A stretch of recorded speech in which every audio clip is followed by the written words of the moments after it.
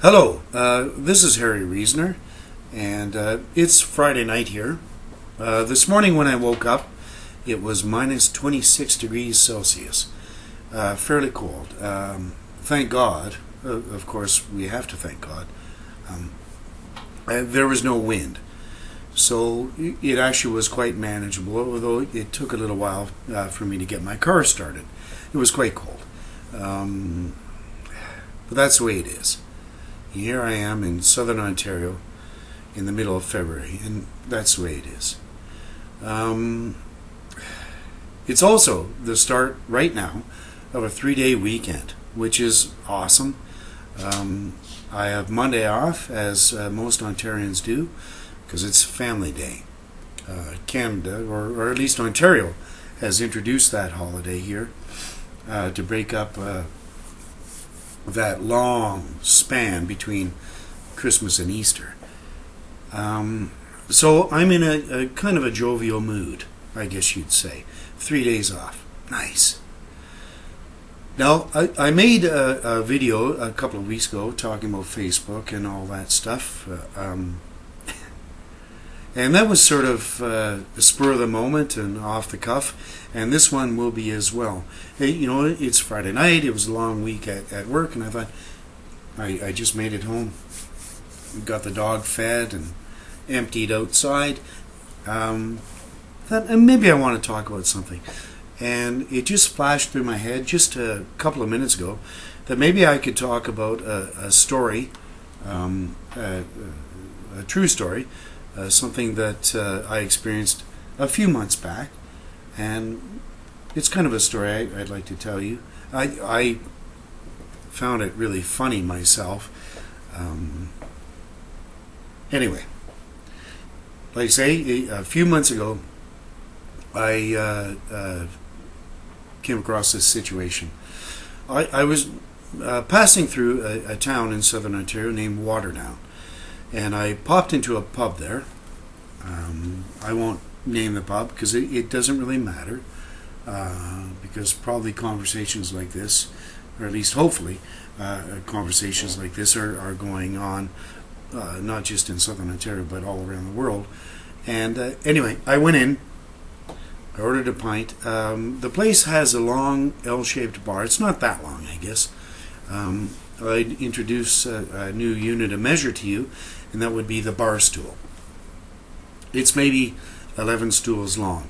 And with a patron that I didn't know and hadn't ever met occupying the far left stool, I took up the far right one. And I was quite content to sip a beer and enjoy the afternoon off of work. Well, in came a guy. I had seen him around. He was familiar to me. I had all three of these conditions. I had heard of him, I had overheard him, and I had spoken to him directly before. He's one of these guys that haunts so many small towns, in at least in my experience, in my neck of the woods. And he's a loudmouth, know-it-all, and he has one of these names that no one really knows his real name. He has a nickname, and it's usually a derivative of a last name or of a habit. They're called Stinky or Stife or Chief or Kenny or something like this. In this case, the guy's name is Woody. Probably derived from his last name, which I never heard. Maybe it's perhaps, as the story will show, derived from the composition of his head. I don't know. But anyway, he said hello to me, and I nodded back. And he ordered a beer, and he started reading the newspaper. It was the Toronto Sun. I've mentioned the Toronto Sun before, and anyone from around here with half a brain will know what I mean when I say that it's a tabloid. It's very right wing, which actually isn't part of the story. I just mentioned it in passing and purely as a tangent. Anyway, he was reading it, and he came across a story I had already read it myself, actually, out of boredom, a little bit, and he came across a story of, and he started reading it out loud. It was a story of a farmer somewhere in Canada who had been injured in a farm accident, and he tutted and shook his head and said, "Oh my, when will these farmers learn?" And I didn't take the bait at first, but he clearly wanted to talk about it. And he went on and he said, my uncle was a farmer, and he was hurt in a farm accident. He was hurt on an ATV. He had rolled an ATV and had crushed his face.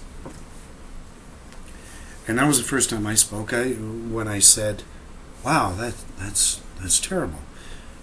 And Woody went on to say, "Well, but he survived and he recovered. And you know what? The only thing that got him through that experience was," and I at first I thought the question was rhetorical, but apparently it wasn't. So he asked it again, and so I said, "What?" He said, "Well, it was his faith in God." And I said, "Oh, really?" And I was having a nice relaxed time, and I was quite content, and I didn't really want to get into an argument or anything, and so that's what I said. "Oh, really?" But Woody went on and said, a lot of people around here don't know that I was raised in a really religious family. I have a very religious background, and so I'm religious. And that's what got my uncle through that. And I sat there and I thought, you know what? I don't want to be an asshole or a prick or a jerk or something. But I didn't raise the issue. So surely it would be fair and justified of me to express my own views on that. So all I said was, really, I'm kind of at the other end of the spectrum, Woody. I said, I'm an atheist. And his demeanor and his attitude and even his physical posturing, he's a short little guy, but he's kind of barrel-shaped. He got pissed off. And he looked at me and he said, "You're an atheist? How can you possibly know that there's no God?" And I said, "Hold on. I didn't say that. I didn't say there's no God. I said I have no particular reason to believe that there is one." He said, as though he hadn't heard, and he probably hadn't taken the time to listen to what I had said. He said, "Oh, you can't be certain that there's no God. No one can be certain about that stuff. No one can be sure about that stuff. It's all faith. No one can be sure about it." And so I took a sip off my pint, and I looked at him and I said, "So I guess you're agnostic." And he slammed the paper back down on the bar, and out the door he went. And about 5 minutes later, he came back in. He picked up the remnants of his beer, which was just a stool or two away from me, and he went down and joined the other patron at the far end, and didn't speak to me again, but occasionally casted, sort of sneers and dirty looks at me.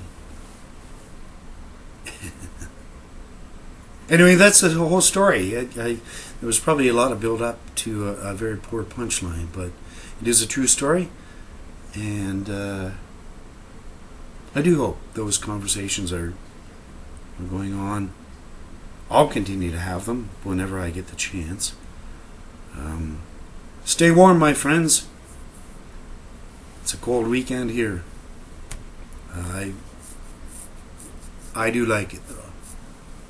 See you. Have a great weekend.